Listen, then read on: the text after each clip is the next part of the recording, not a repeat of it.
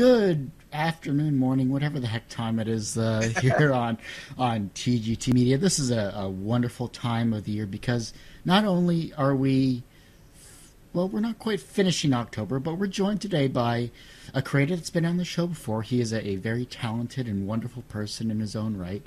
He is, of course, the creator of a very long-running comic called Capes and Babes. We are joined today by a member of the Webcomic Alliance, Chris Flick. How you doing today, Chris? I'm doing super. Wide awake. 11 o'clock in the morning. So 11 o'clock in the morning, and I'm having coffee. So I'm having my own caffeine. So beautiful, beautiful. Gotta love product placement.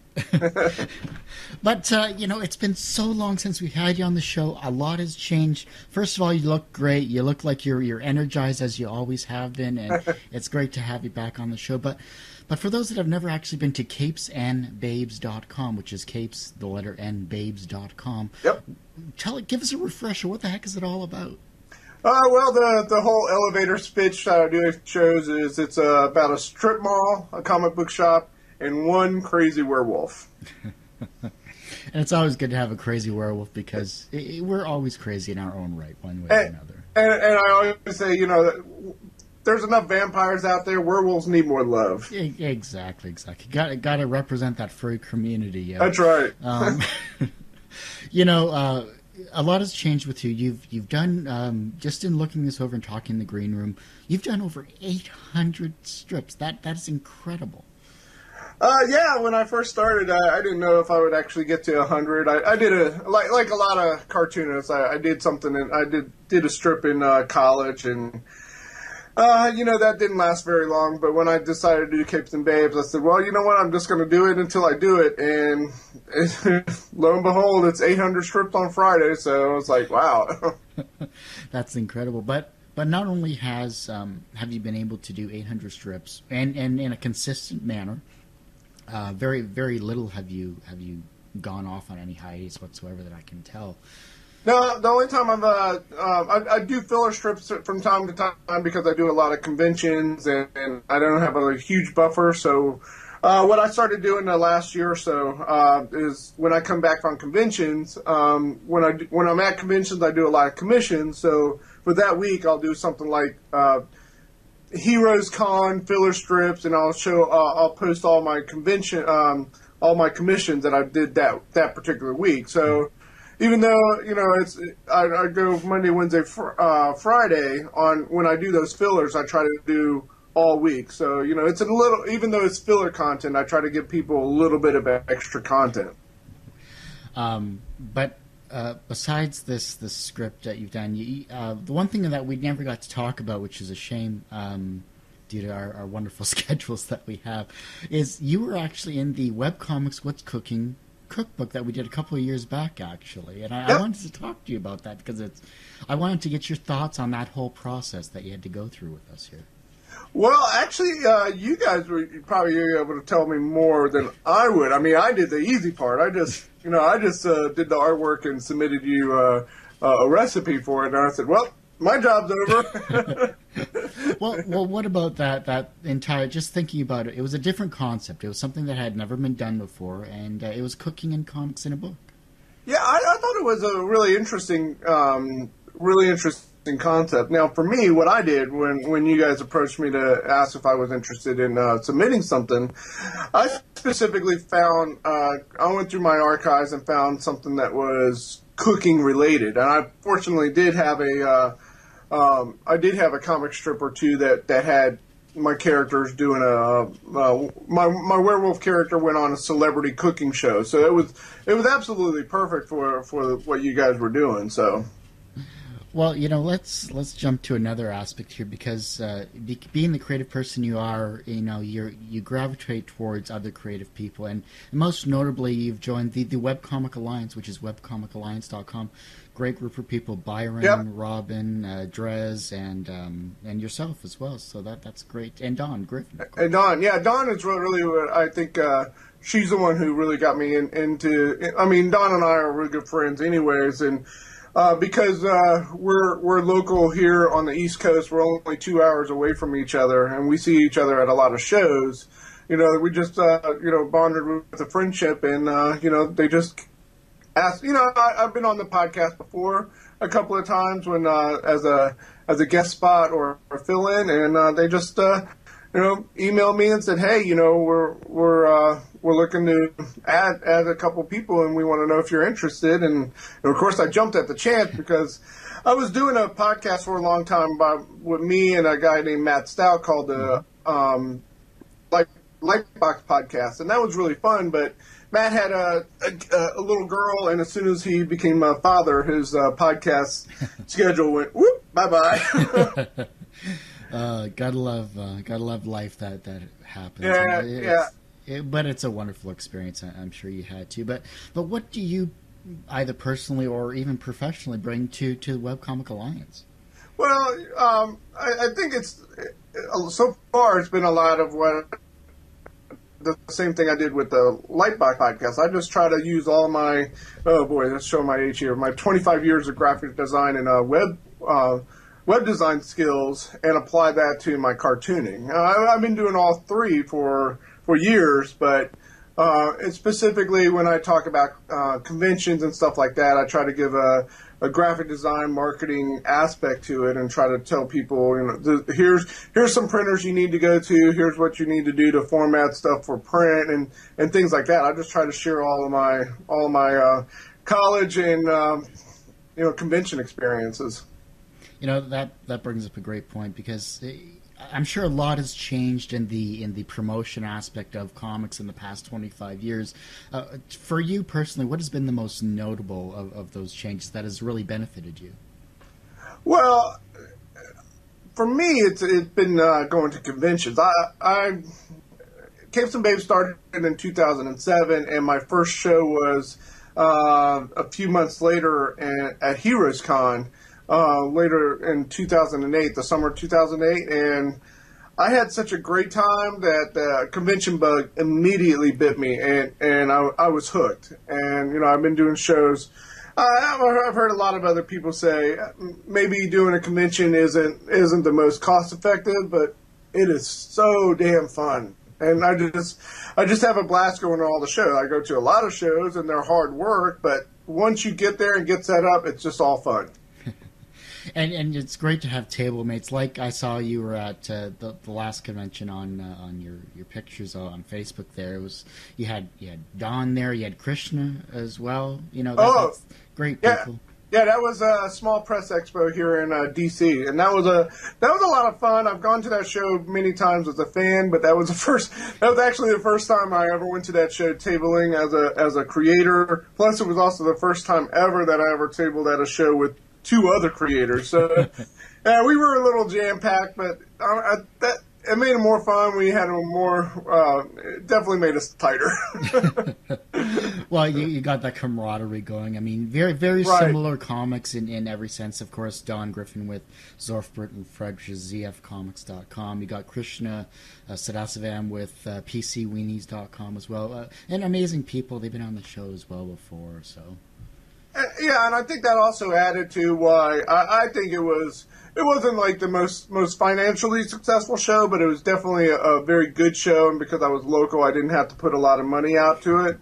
But the three of us, I think we have such similar cartooning styles that it really, I think that was a benefit for us. It wasn't like we had three wildly different styles, from realistic to cartoony to something us. We were all very cartoony, so I think that really helped us a lot. Have you ever wanted to take Capes and Babes into a different direction, though? Like what? Well, I don't know, realistic, maybe. You have that sort of comedy horror aspect to it in a sense, but maybe even create a different comic. Not really creating a different comic, but I have slowly changed the tone to the strip. It's not every single day is a joke. I've gone way away from that now, and I think that's only a natural progression for comic strips. But I'm getting more, doing more personal stories between some of the characters. Developing more of a personal relationship between the werewolf and his vampire girlfriend. Yeah, I know that's a cliche, but I'm also doing more on the other two characters that are in the strip. Mark, who owns a comic book shop, and Joey, who has a hardware store. Joey's a female. It's loosely based on my wife, and she owns a hardware store at the end of the strip mall, and I'm trying to slowly develop their relationship too. So there's a lot more relationship integration into the strip, and it's not so much, oh, here's another joke of the day, and here's another joke on superheroes. That gets kind of boring after a while, and it gets kind of hard to write jokes every single day. So yeah, this past summer I did this really long arc about going into Mark and Joey's relationship, and I got a lot of great response from it. So yeah, I'm definitely going to be doing more of that stuff. Do you find that you're speaking of comic book shops, your local comic book shops in DC that you may happen to frequent, are you finding that there's still a draw to these places, or is everyone still into the digital media that they're not really going to these places? Well, I do know a couple of comic book shops that I go to a lot, and one I always go to for a free comic book day, and but other than that, I don't stop in every day. I mean, not like I used to. In fact, this is really bad for me to say, but because I do the strip and work a full-time job, I just don't have the time or the money to really buy comics and hang out in comic book stores like I used to. I mean, I used to go there all the time, but now real life, real work, and all the money that I would have spent on comic books goes right back into Capes and Babes. So, but I can say that on Free Comic Book Day, there's always a huge turnout. And from what my friends tell me, they're still doing good. I mean, it's always going to be a struggle. I also kid around with people at conventions that I say, if I ever want, one of the reasons why I started Capes and Babes was I would have liked to have owned a comic book shop one day. And I would have called it Capes and Babes because I thought that was a great title for a comic book shop. Mm-hmm. But it's just so much cheaper to draw a comic strip about a comic book shop than actually own one. The stuff that they have to go through in terms, just like you said, Kurt, about digital media and dealing with Marvel and DC going through iPads and doing digital comics and stuff like that. It's a totally different ballgame than when I was a teenager and just hanging out the local comic book store and wanting to talk about comics and what's coming out this week, who's the best artist for this book and who's the best artist for that book. I don't know if that, now it seems like it's like you have card games going on every night and you have tournaments and all this other stuff. It seems like comic book shop owners have to be very diverse in what they offer their clients these days. No, definitely, and but back to yourself with everything you've gone through in your life and your comic here. Specifically, though, what you've been doing this for a long time, 5 some odd years, specifically with Capes and Babes, but you must have gone through some pretty hard challenges in the various economic times as well as creatively as well. Oh yeah, I think really for me, the hardest thing right now is the two aspects that I find the hardest about Capes and Babes is that, excuse me, that caffeine is kicking in. Gotta love insert product placement here. Yeah, the two hardest things for me is that I would like to get more books in people's hands, and I haven't started a Kickstarter yet because all the books are print on demand so far, and going to shows. I mean, for example, New York Comic Con is today's the last day of the New York Comic Con, and people had been asking me if I was going, and I've never gone to New York because I haven't been able to afford it. It's just my convention schedule. I only go to places that I can drive, and where I can. The farthest place is Heroes Con, but just from where I am at 6.5 hours. But I don't have to worry about. It's not hugely expensive in terms of the Charlotte area being outrageously in terms of restaurants, hotels, and that sort of stuff. Not like it is with New York. Right. New York is just astronomically high, and it's almost like San Diego. I had a friend of mine who wants me to go out to San Diego, and the bare minimum, I mean, if I go on the cheapest possible route I can go, it's still $2,000. Jesus. Yeah, I mean, we're talking like cheapest flight, McDonald's for 3 days, if I eat, out there, that sort of stuff. And I don't have enough product that I would actually make any kind of money back. I'm very proud of the fact that ever since I started Capes and Babes, I made a profit at every show. Now, that's a little deceiving in terms of when I say that, because when I say I made a profit at every show, I've made my table back at every show. I've never been in the red in terms of and Heroes is an expensive show. Yeah. But I've always made my table back at every show I've gone to, and I always had a little bit of extra. But my first year goal of doing shows was always make your table back, and then try to have a little bit of extra money. As I progressed, it was like make your table back, and then pay for your hotel, do whatever you make at the show.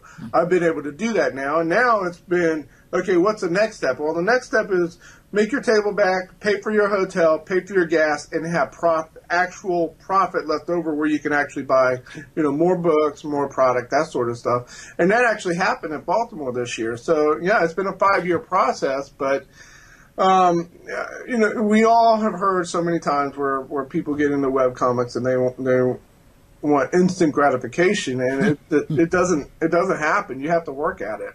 Yeah, no, I completely agree with that. Even as a podcast, the same thing for me. I have not made any profit whatsoever in 4+ years I've been doing this, but creative people like yourself, you keep giving me ideas, keep seeing that. I see that there is the ability to make money and still remain creatively, productive as well. Yeah, it takes a lot. Well, it takes a lot of work. I think sometimes I've actually been saying this for like the last half year. It seems like doing a comic strip as long as I have now. That's the easy part of what I do. The hard part and the time consuming part actually comes in after the strip is done, getting on all the social media places and promoting the hell out of it, and trying to get people to actually come to your website and check it out. And that's okay, so I get on Twitter, I get on Facebook, I get on Google Plus, and I promote, and it can wear you down sometimes. I mean, it's just a time suck. It is, but you're building up your brand. You're keeping consistent. You're a very personable guy. I love chatting with you with all of this stuff here as well. Even though your Nationals didn't do that great in the baseball season this year, well, you know what? I coached baseball. I coached high school baseball for 5 years, so it's not. It's one of those things where when they went up 6-0 in the second inning, my baseball coaching instinct kicked in. I said, "There's a lot of game to play," and it ended up being exactly that. It's just every inning went by. I was like, "All right, you guys, you got to score a couple more runs. It's not enough." With everything that you've gone through, with the new networking that you've done with Webcomic Alliance, with Byron, Dawn, Drez, and Robin, I almost forgot her for a second. What exactly have they helped you with in terms of Capes and Babes? A lot of it is it's interesting to get other perspectives. I mean, Dawn and I know I keep coming back to Dawn, but Dawn and I have a lot of similarities in the stuff we do. We're both graphic designers. We've both gone to art school. We both, there's a lot. It's kind of actually weird how many similarities that we have. But it's also good to pick off of Byron's brain a little bit about his owning his own business and some of the trials and tribulations he went through. it's interesting with Robin. Just so you know, one of the things that she's kind of inspired me. I haven't done it yet, but I'm like she loves getting on videos and making crazy videos. I'm like, man, I got to start doing that. I think even doing something like this is and I look at other people like all sorts of different people who do videos and post the video blogs up on their website. I think it brings a more of a personality to people. Only know me through if they see me at conventions. But if I can bring that through video, I think that would be helpful. So you get those kinds of things too. So.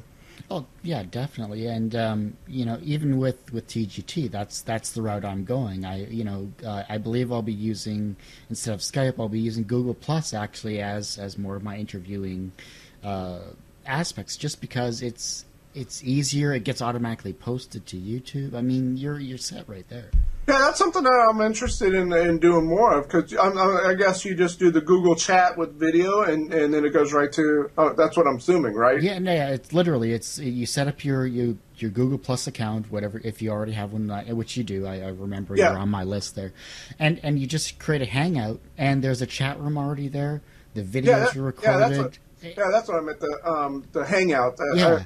I gotta when Google Plus first came out, I was on it a lot, but I've sort of kind of tapered that off. It was just more again, it's more of a time. I was like, okay, well, I'm on Twitter a lot, and going back to that, it's like it's almost like you have social media guilt. It's like if you're on Twitter too much, I'm not on Facebook enough, and I'm not on Google Plus enough. You get on Google Plus. Oh, I'm not on Twitter, and I'm not on Facebook enough. Hey, at least you're not on MySpace. I have to check that out, because I understand that they redesigned it a lot, and I haven't done MySpace in years. There's a Capes and Babes MySpace site out there somewhere, but I haven't even looked at it. Well, Tom is my only friend there anyhow, so it really doesn't matter. No, I heard it was actually a redesign for all there's a lot of musicians there as well too, so they're really utilizing that. Yeah, that's what that was my, even back then, when way before Facebook even happened, that was my impression that there were a handful of webcomic creators on MySpace, but it definitely seemed like it was more geared towards musicians and that sort of stuff. So I don't know. I got to ask this question. Being a graphic designer that you are, and myself going to school for actual visual arts and communication, fun double major at that. What is art to you, though? Oh boy. Go into more depth about that, because that's a really, really wide. I know it's a wide topic, but I want to get your first impressions on what is art. Probably, I would think probably right off the bat, I would say it's entertainment. I mean, I think even way back, all the art history classes I used to have, I loved the Renaissance art, but. Even those guys were, if you look back at the lowest common denominators, they were entertainment. I mean, a lot of the art history that we study was designed to get people into churches. Just like they were being, if you think about it, they were being commercial artists, because they were being paid by the churches to influence people to go to churches. To see these huge paintings and sculptures and all these other things, and I think that's what it kind of breaks down to. Now, what it comes down to personally, that's a really good question. I just never thought about it. Excuse me. My daughter's an artist, and it's just mostly like baseball. Everybody has different loves for different things, and we just happen to be a family that loves art, loves creating it, loves it. I do it mostly because I like entertaining people, and really, that's, if you get right down to it and you push my arm behind my back and force me to say it, that's one of the reasons why we go to conventions. Sure, we like to make money, but it's a nice ego trip when somebody comes up to your table and really, we prefer that they would after they look through all this stuff and they give us a bunch of compliments, that they would buy something from our table. But even if they don't, to have them say, wow, I really like your stuff, I'm going to go online and check it out, and that sort of, it's a big, huge ego boost. Not an ego boost when you go, man, I should have made that sale, but... Talk about some of your conventions you've been to. You did 18 shows this year. That's incredible. Yeah, I didn't realize I had actually done that many until I went to Allentown this year for the Allentown, Pennsylvania, for their 2-day show, and I was staying with some friends, and they were asking me how many shows I did, and I had this little booklet to track everything from every show. It's the little handy dandy book that I put in my front pocket, and just let me track everything from every single show that I did. And I'm like, I don't know, let me pull out. And I just have my book with me, and I started flipping. I'm like, okay, January I did these shows, February I did these shows, May, March I did Free Comic Book Day, blah blah, and I started going down, and wow. Well, this is my 15th. This was my 16th show, and I got 3 more after that. So it ended up being that my last show is October 27th. It's in Southern Maryland, and it'll be my 18th show of the year. Which I'm like, wow, I couldn't believe that. I mean, you're talking to a guy who was excited to do 2 shows back in 2007. So. Are we ever going to see you up in Canada, Fan Expo, or even Motor City Con or anything like that? Well, I have a couple of friends who live up in the Toronto area. I would love to be able to get up there and see them again. It's just again one of those things that like traveling. It's like, man, that's a pretty long haul even by car, and then plane. It's I would love to get up there. Some of the shows that I would love to be able to do would be, I'd love to go to shows up in that area, because I also have a really good friend, Joe Combo, who does a great little comic strip called Business Casual, who's up in Minnesota, and I would love to get up there and visit him, but it's just you got to make the commitment from your job to take days off. Plane trips I would love to be able to go to. C2E2? That's one of them. I would love to be able to go to the one in Seattle, Emerald City. Yeah, and I would love to be able to go to the webcomic show down in Texas. But it's just, I'm not quite there yet. More people have to start reading Capes and Babes. Have to get more online advertising going and that sort of stuff, and get my profits up a little bit, and then maybe I could take a chunk out and get a plane ticket and go to those places. That's wonderful. When it comes down to everything that you've gone through, you have a great style, great personality. Your characters are very, very relatable. Is there anything that you would like to, for next year? Next year's coming up, obviously, a couple of months away. The year will be upon us in 2013. What exactly are your goals for that year?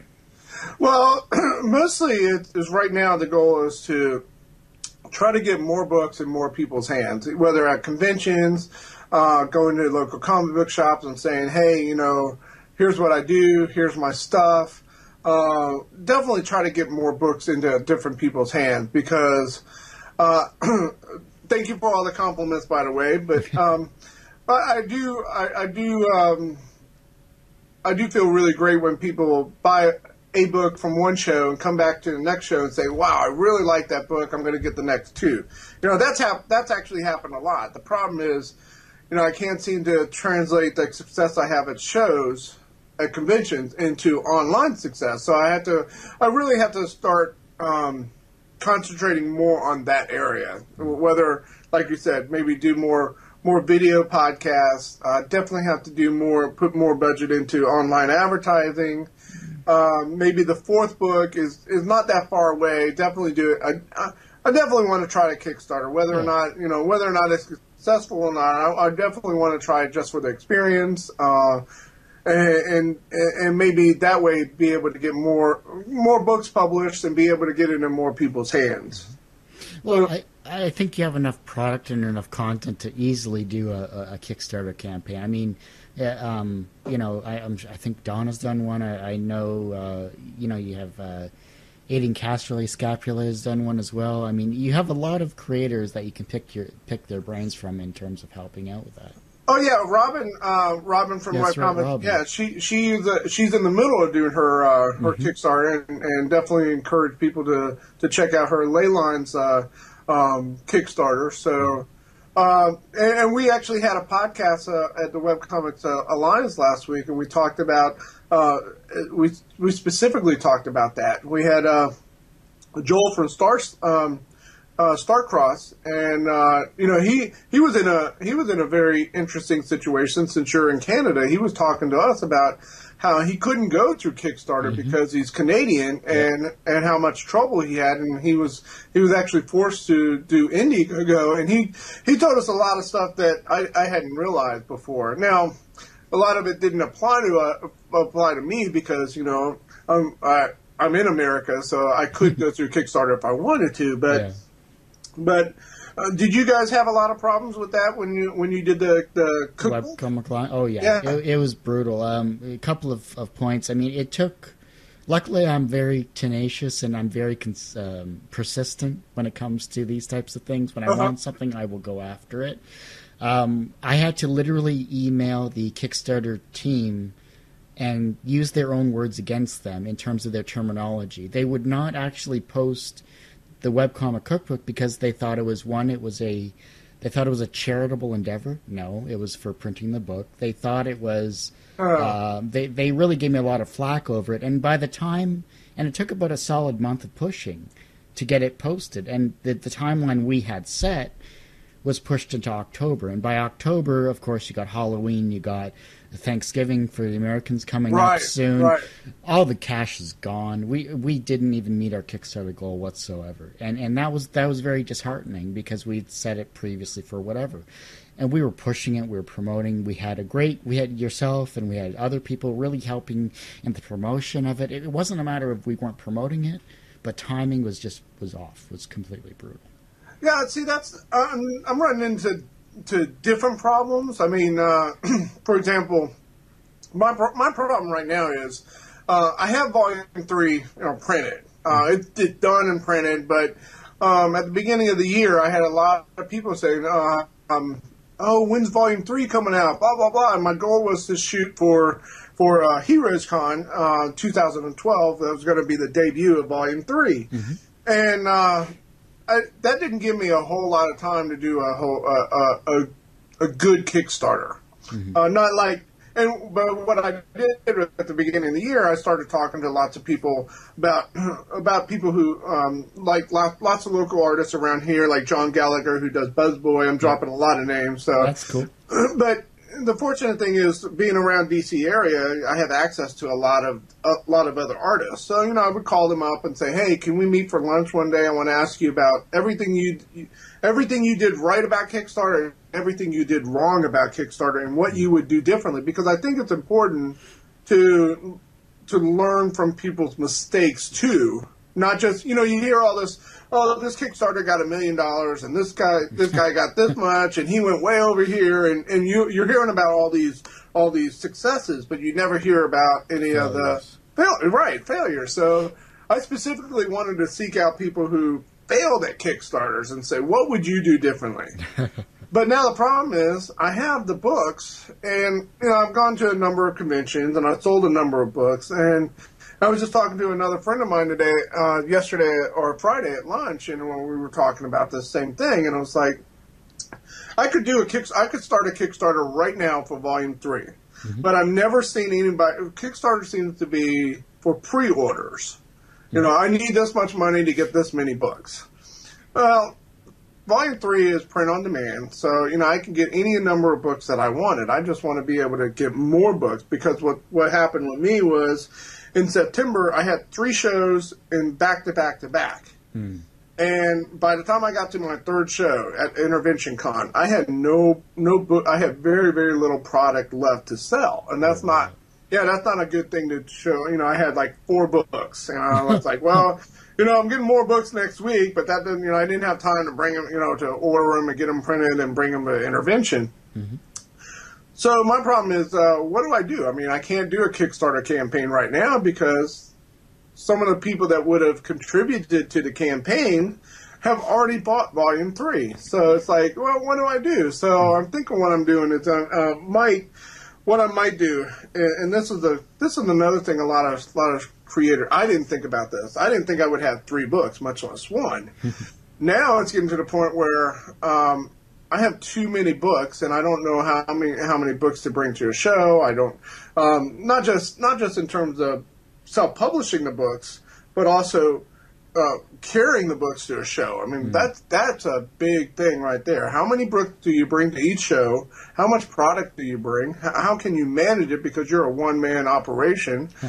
I'm thinking about taking the first 3, next year, maybe taking the first Volume 1, Volume 2, and Volume 3 and putting it into a big collection, and then putting a Kickstarter with like the collected 3, Volume 3, 1, 2, and 3, and then a special Volume 4. Something like that, where I could do one big, huge Kickstarter where the collection, the 1, 2, 3 collections wouldn't have any extra content. It would just have all 600 strips, and then Volume 4 would be the regular 200 strips plus a bunch of commissions and illustrations and stuff like that. That way I'm not killing myself trying to get 20 books of Volume 1, 20 books Volume 2, 20, and so on down the road, and I got 60 books, going to a show, and it's taking up a lot of room, and it's very hard to transport and all that other stuff. So.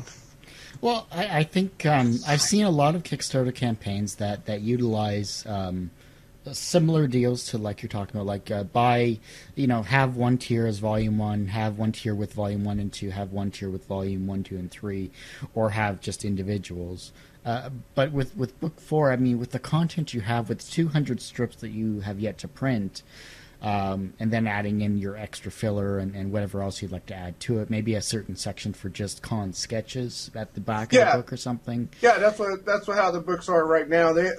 And that's the thing I like about let me pat myself on the back here. Every volume of Capes and Babes is jam packed with extra content. I mean, each book is about 165 pages, and the 200 strips only take up half the book, and the other half are filled with convention sketches, how I draw the strip, more.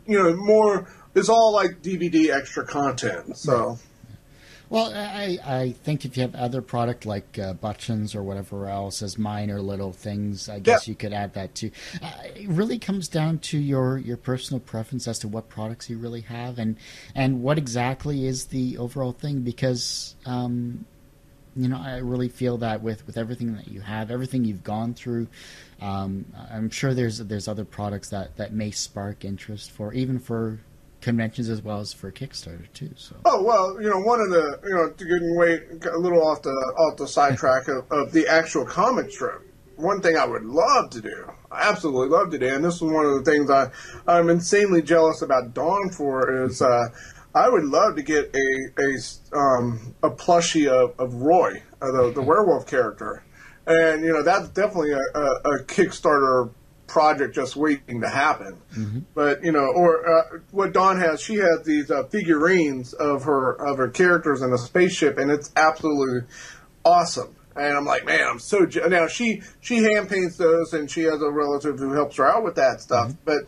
But the mold is absolutely fantastic, and I know she spends lots of time custom painting each one of those things, and they are well worth the $20 she sells them at shows. And I'm thinking, man, if I could just get a plushie, that would be awesome. And I've had people come up to me, are you ever going to do a plushie of Roy or some kind of extra thing with Roy? And I'm like, well, yeah, you want to give me the $5,000 loan? I'll be happy to do that for you. I think that would be amazing, and because I've seen other creators do that as well. I know Cyanide Happiness does that for theirs. You know, if Cyanide and Happiness can create little thin plushies, or not thin, but you know, simplistic plushies like that, and like Scott Kurtz did one, and of course Don, and you know, Spinneret creator, I forgot his name, created a plushy little spider doll. I mean, it's very possible to do, and I really think that with the younger generation, you know, it's that type of memorabilia, or even just that type of memory, is great to pass on for them to grow up and become the next generation of artists too. Yeah, and that's something I have to do more research on, because I don't know, except for what I've heard of other artists doing that stuff. I have no other clue about how to do it. I mean, I know I have to go outside of, the only affordable way to do it is go outside the States and do it. And I just have to, mostly it's just laziness on my part. Most of it's just, well, you know, when I get time, and, you know, time is, as you know, time is the key here. And it's like, sure, when I have all the time in the world, I'll be able to do all these things. Is there anything that I haven't brought up in the interview that you'd like to share with not only your fans of Capes and Babes, but the listeners of TGT? Oh boy, you know, I don't know. Let's see, we unfortunately covered the Nats. Hey, I got my Tigers to look forward to. I mean, if they can break Derek Jeter's ankle, I mean, it's going to be a good series. I saw that last night on the ESPN. I didn't see where you know, I've seen a lot of bad baseball injuries before, but I didn't see actually where he might. His cleat must have got caught in the dirt or something, and he must have. That must have been how it was a really freak accident. I mean, apparently he's been dealing with it for about 3 months. Wow. So yeah, go figure. So yeah, I don't know. That really hurts the Yankees too. So, but you know, I'm a National League guy, so I tend to, you know, Stacy Korn will be happy to hear that I'm rooting for the Giants now. Stacy owns co-manages the Comic Book Fusion shop up in New Jersey, and I was just up there last week for Superhero Weekend. Nice. And what Superhero Weekend was a bunch of artists got up there, and we did we donated all of our art and all of our time to people paid for commissions, but all the we just did it on donations, and all the donations helped a domestic and sexual abuse center up in New Jersey. Oh, wonderful! And yeah, it's a great. It was, in 2 days, it was a Saturday and Sunday, and I was up there half a day on Saturday and all day on Sunday, and they were able to raise over $7,000 for the center. So it was in conjunction with, I don't know if you've ever heard of Wonder Woman Day. No, actually, I haven't heard that. Sorry about the ringing in the background. I don't know. I'm not hearing anything. Oh, good.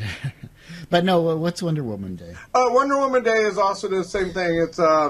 It's a day where a bunch of artists contribute pieces for donations, and people bid on the donations for the artwork, and then all the donations go to help domestic violence. Now it would just so happen that the stuff, because it was in New Jersey, that those funds went to a local domestic violence center up there called SAFE, I believe. And I think there's also one in San Diego that did it too. I was supposed to go up there last year in New Jersey, but they had a huge snowstorm, and at the 2 nights before, and Stacy called me up and said, "Chris, we're having power outages. Don't come." So it was a 4.5 hour drive up there, but you know, I wanted to do it. I wanted to experience, and it was a chance to get my books up in the New Jersey area. So you know, those you're talking about things you have to do to promote yourself. That's one of the things you have to do. But I don't have anything else coming up. Like I said, the 800 strip was on Friday. Got a lot of great online responses from that. My last show is on the 27th in October by a guy. Ben Penrod, you can find him on Facebook. He organizes a lot of the shows in Southern Maryland, and his shows are really, really popular, really, really well. If you're an artist and you're in the Washington D.C. metropolitan area, definitely check him out and and ask him about how you can actually attend his shows. They're really affordable for artists, and he's doing one in he's gonna. I know he's in the process of organizing a Washington D.C. convention next year. I'm going to be heavily involved in that. Webcomic Alliance, like I said, we do a bunch of articles every month. Everything, all the content is free. We do a couple of different podcasts. That is really that takes up a lot of time too. Trying to write. Talking about this stuff is really easy. It's sitting down and writing it and thinking it out on paper. That's where that's where some time consumption comes into play. But it's still fun. Yeah, I don't think I have. I'm in the process of slowly redesigning my online store so people can order books better and easier that way. I do online commissions, sketch cards, all sorts of stuff. I have to do a lot of updating on my website, but you can check out all my sketch cards that I do at conventions. That's something I want to actually get into more too. Is my sketch cards have become pretty popular at shows, and I'm getting in contact with some sketch card artists and trying to maybe hopefully get some professional sketch card work done in the future. Other than that, I'm just cranking out capes and babes. Awesome. Well, Chris, you're always a wonderful guy to have on the show. I really appreciate you taking your time to do this here, and I'd love to have you on as a co-host. As always, it's hard to pin down a time, but I know with the great people at Webcomic Alliance, with yourself, I really feel that you're a benefit to the community, and of course, a wonderful guy and overall. Well, I try to. Well, even this, we were going to do it yesterday, but I couldn't. I had a family obligation. But yeah, I love. Again, talking comics, talking webcomic, talking creation. That was a nice thing about going up to New Jersey is I finally got to sit down and. It wasn't a situation where you had to sell. Mm-hmm. So I had a lot of time to talk to a couple of other creators. Again, I'm going to name drop Bill Ellis. I actually finally got to talk to a lot. He does another, ironically, he draws another comic strip about a comic book store called Issues. So, I really got to sit down and talk shop with him a little bit more than I was able to at Allentown. We were there together, but we didn't have any time to talk to at all. I love doing this stuff. So yeah, anytime we can fit into a schedule, I would love to come back on the show and co-host or ask questions and anything else you guys want me to do. That's how I basically got involved with Webcomic Alliance. I'd say, hey, if you want me, I'm here. That's wonderful. I just thanks again for coming on the show. True pleasure as always. That ends this episode of course, TGT Media, and of course you can find this at tgtmedia.com. You can, of course, find Chris Flick's amazing work at capesandbabes.com. Of course, if you want to purchase his custom comic for the Webcomic Cookbook, you can find that at webcomiccookbook.org, $10. All proceeds are still donated to the National Food Banks of both Canada, Food Banks Canada, of course, Feeding America as well. So lots of cookbooks left to purchase. And just one last thing about the cookbook, it's got a great pumpkin pie recipe from my wife. So it's right around Thanksgiving time. Great time to get a great pumpkin pie recipe. If you don't, Chris is going to be in the doghouse because he didn't buy a book. Yeah. Awesome. All right, let me just stop this here.